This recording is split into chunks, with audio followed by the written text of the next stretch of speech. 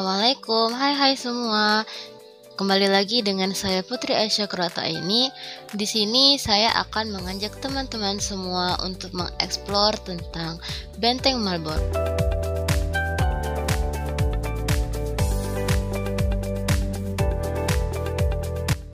Tahukah kamu, Kemendikbud sudah menetapkan Benteng Marlborough sebagai bangunan cagar budaya nasional yang ada di Bengkulu.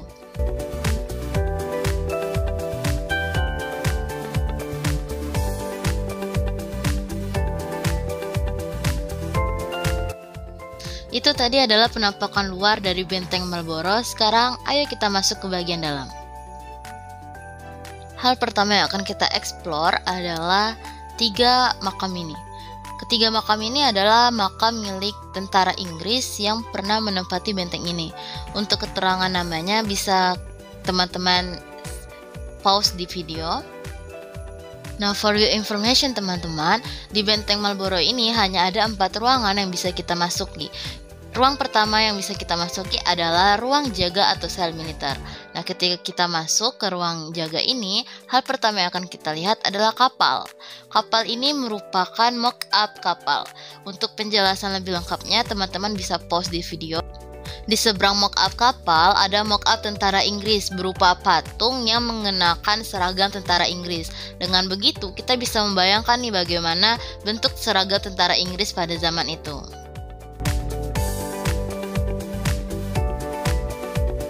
Selanjutnya ada buku History of Sumatra. Buku ini berisi tentang hukum adat istiadat yang berlaku di Bengkulu beserta dan kehidupan rakyat pribumi Bengkulu pada abad ke-18. Di sebelah buku History of Sumatra tadi, kita bisa membaca story tentang bagaimana asal-muasal kapal kolonial tiba di perairan Bengkulu. Nah, di sini kita juga bisa melihat senjata yang digunakan oleh tentara Inggris. Salah satunya adalah senapan lonta yang digunakan pada abad ke-17. Untuk keterangan lengkapnya bisa teman-teman pause pada video. Di sini kita juga bisa melihat bentuk peluru meriam yang digunakan pada zaman itu. Lalu kita juga bisa melihat bentuk jam matahari yang digunakan oleh orang-orang terdahulu karena pada zaman itu belum ada jam seperti sekarang. Selanjutnya kita juga bisa melihat nih bentuk rumah tradisional Bengkulu itu seperti apa.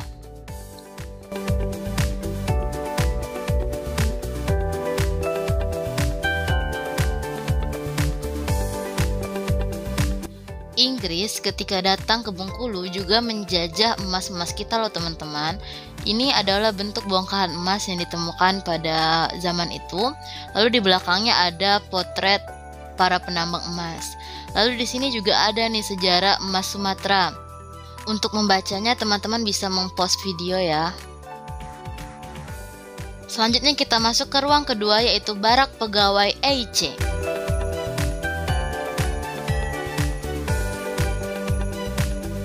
Di sini ada surat yang diajukan oleh Depati Jintamandi kepada Depati Tanjung Erang yang isinya menghimbau untuk tidak bekerja sama dengan pemerintah kolonial. Lalu di sini juga ada lukisan atau gambar tentang tutup kepala yang biasa digunakan oleh pemimpin Bengkulu pada kala itu. Lalu di sini juga kita bisa melihat peta kerajaan yang ada di Bengkulu.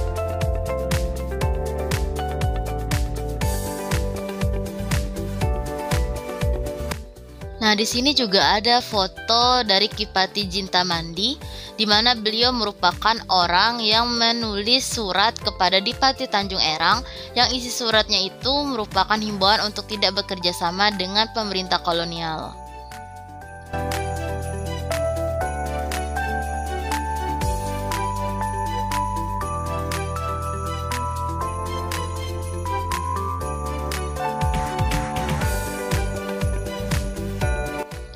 Jika teman-teman bertanya apa pentingnya sejarah, maka inilah jawaban dari Michael Starner. Kata-kata yang sangat indah. Ada potret Dipati Mariam di Marigi.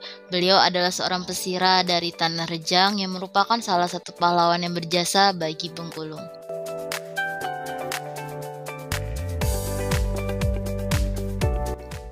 Sebelum pihak kolonial Inggris masuk ke Bengkulu, rakyat Bengkulu sudah mengenal perdagangan loh. Mereka berdagang dari daerah satu ke daerah lainnya, namun semuanya berubah sejak adanya penjajahan. Jika teman-teman ingin tahu kisahnya lebih lanjut, teman-teman bisa mempost video ini.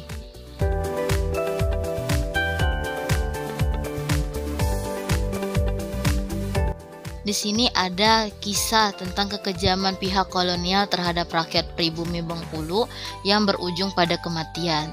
Teman-teman bisa post video ini untuk membacanya lebih lanjut.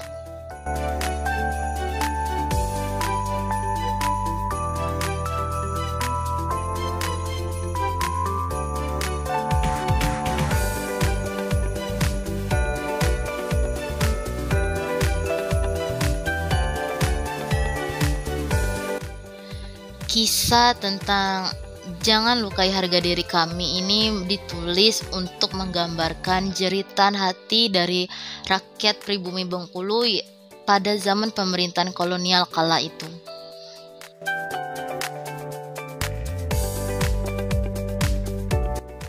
Senjata tradisional sewar merupakan senjata yang digunakan oleh rakyat pribumi Bengkulu untuk melindungi diri dari musuh pada zaman itu.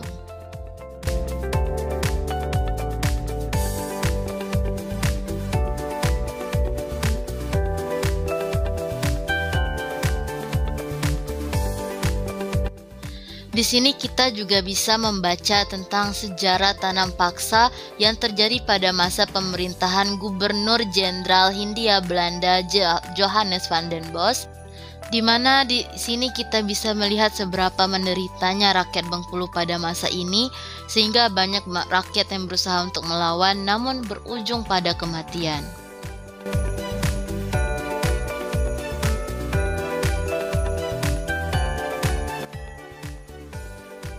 Di sini ada senjata tradisional rudus. Senjata ini digunakan oleh rakyat Bengkulu untuk mempertahankan harga diri dan melawan penjajah. Bagi rakyat Bengkulu, senjata ini merupakan perlambangan dari harga diri mereka.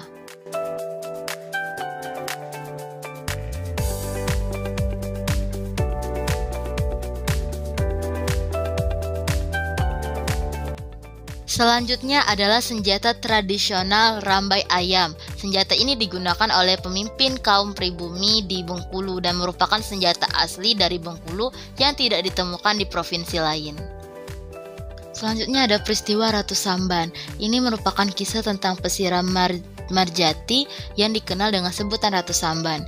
Beliau adalah orang yang berjasa karena melindungi masyarakat dari beban pajak yang sangat besar yang harus dibayarkan kepada pihak Belanda. Selanjutnya ada kisah tentang bagaimana rakyat pribumi Bengkulu berusaha untuk menentang intervensi adat dan tradisi yang dilakukan oleh pemerintah kolonial, di mana pemerintah kolonial seenaknya mengubah adat dan tradisi yang sudah ada di dalam kehidupan masyarakat. Ini adalah titik tengah benteng, di mana jika kita perhatikan ada banyak sekali meriam yang tersusun rapi yang langsung menghadap ke arah lautan. Ini dilakukan jika terjadi serangan mendadak dari arah laut, maka meriam-meriam ini siap untuk menyerang. Ini adalah bentuk sel tahanan penjara jika dilihat dari luar. Lubang-lubang kecil ini adalah lubang di mana para tahanan bisa melihat keluar, dan ini adalah pintu masuk. Selanjutnya kita akan memasuki ruang ketiga, yaitu ruang pamer 2.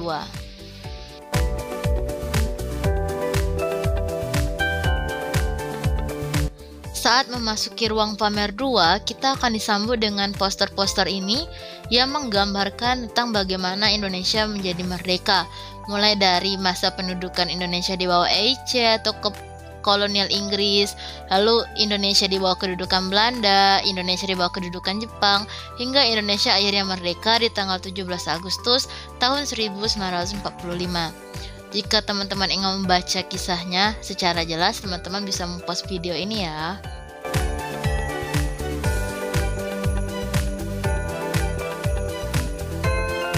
Di sini teman-teman juga bisa membaca tentang Bencolen pada abad ke-17 yang menceritakan tentang bagaimana tentara Inggris pertama kali mendarat di Bencolen.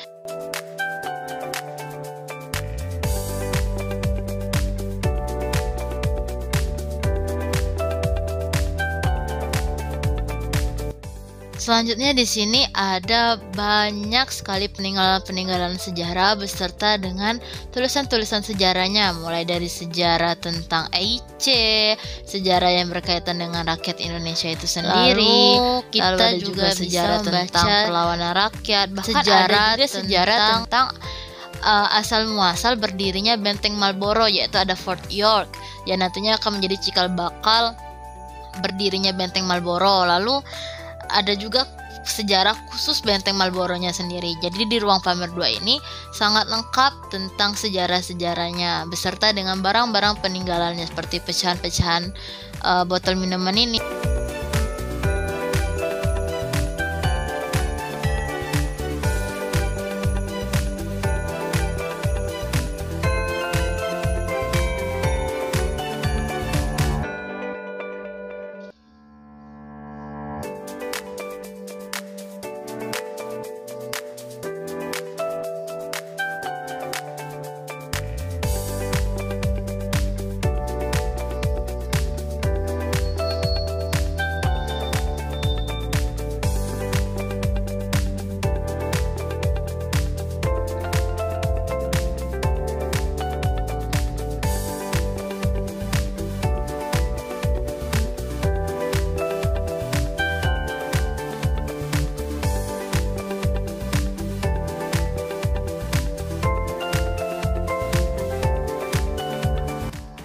Nah, di ruang pamer 2 ini kita bisa melihat adanya patung Bapak Thomas Stanford Raffles yang cukup besar, di mana beliau ini sebenarnya adalah seorang gubernur jenderal yang memerintah pada saat itu, dan beliau juga disebut-sebut sebagai orang pertama yang menemukan bunga Rafflesia dan menamainya dengan nama Rafflesia arnoldi, sehingga bunga itu pun menjadi ikon Bengkulu sampai saat ini.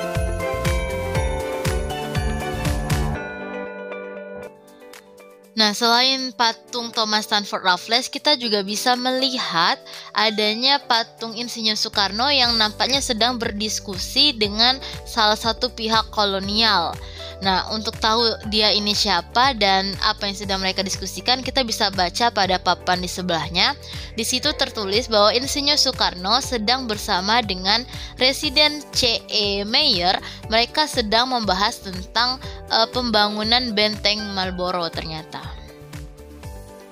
Oke, selanjutnya kita masuk ke ruang terakhir, yaitu ruang pamer 1.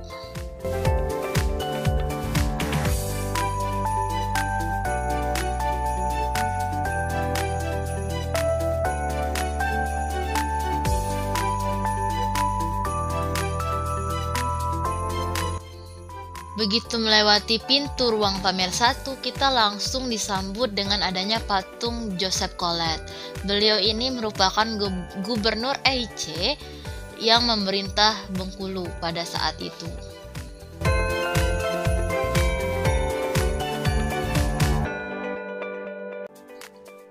Di ruang pamer 1 ini kita juga akan menemukan beberapa benda-benda peninggalan bersejarah yang berkaitan dengan sejarah-sejarah yang tertulis di bagian atasnya atau poster-poster yang ada di atasnya, seperti tentang alasan mengapa manusia mendirikan benteng, fungsi benteng itu seperti apa, lalu sejarah tentang EIC juga atau East India Company yang saat itu menduduki Indonesia di bawah kekuasaan Inggris. Lalu ada juga tentang Fort York yang menjadi cikal bakal berubahnya nama menjadi Benteng Marlborough. Jadi di ruang pamer 1 ini nanti kita akan diperlihatkan nih bagaimana struktur bangunan Benteng Marlborough.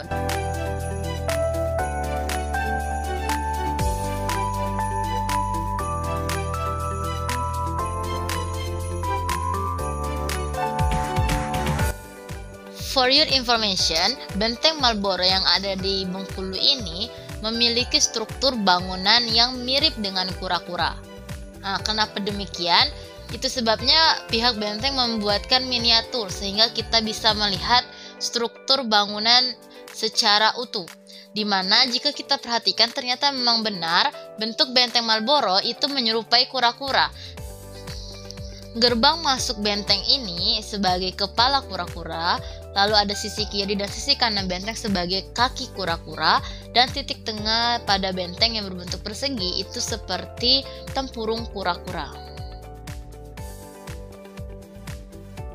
Di sini kita bisa melihat bagian-bagian benteng itu namanya apa saja beserta fungsinya. Jika teman-teman ingin membacanya, silahkan pause video ini.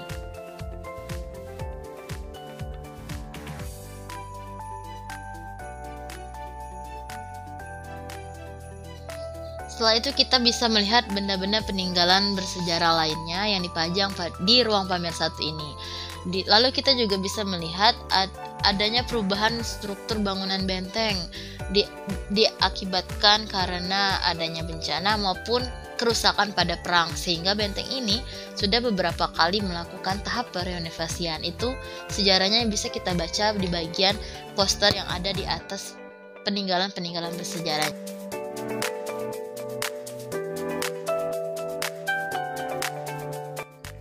Setelah menginjakan kaki di gerbang keluar benteng Marlborough ini, artinya pengeksploran saya tentang benteng ini pun selesai. Saya menyadari bahwa rasa patriotisme, nasionalisme, dan cinta tanah air sudah sangat patut ditanamkan dalam diri kita sebagai mahasiswa dan pelajar Indonesia. Karena bagaimanapun, kita harus menyadari ternyata perjuangan rakyat-rakyat terdahulu dan para pahlawan yang gugur dalam medan pertempuran untuk mendapatkan kebebasan yang kita rasakan saat ini bukanlah hal yang mudah. Sehingga tugas kita hanyalah untuk menghargai dan menjaga kebebasan yang sudah mereka berikan. Saya Putri Aisyah Kurata ini undur diri. Terima kasih sudah menyaksikan. Sampai jumpa lagi. Wassalamualaikum warahmatullahi wabarakatuh.